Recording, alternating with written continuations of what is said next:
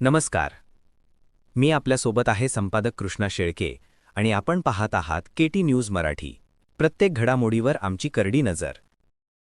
ताज्या अपडेट्स, जलद माहिती आणि 100% रिअल न्यूजसाठी फॉलो करा केटी न्यूज मराठी. निवडणूक आयोगानं अधिकार दिले जातात तहसीलदारला, BLO 2 ला. आपल्या BLO 1 त्याच्यात लक्ष घालायचं, त्याच्यासाठी नेमवले BLO 1.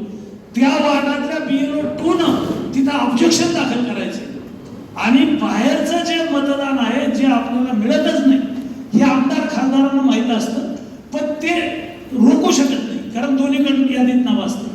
BLO 2चं काम आहे की आपल्या वार्डामध्ये आपल्याला लीड मिळत नाही, आपल्याला खाली पाहावं लागतं, आपल्याकडून मतदान होत नाही. मग BLO 2 आपला एवढा मोठा वजनदार असतो, पण तिथं विरोधी मताची संख्या जास्त असते, आपल्या मताची संख्या कमी असते.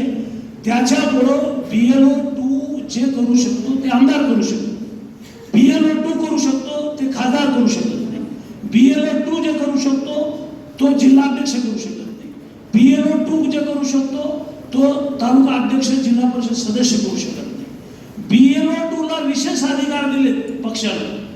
जेवढे अधिकार BLO 2 शिक्षकाला आहेत किंवा सरकारच्या अधिकाऱ्याला आहेत, कर्मचाऱ्याला आहेत, तेवढेच अधिकार BLO 2 ला आहेत.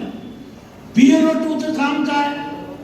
तर आता मी तुम्हाला डेमो दाखवलं घोड्यांचं, की ज्या मुली लग्न होऊन आपल्या तालुक्यात आल्या त्यांचे नावं आपल्याकडे टाकून घ्यायचे आहेत, त्याचा पाठपुरावा करायचा आहे, फोन करायचा आहे.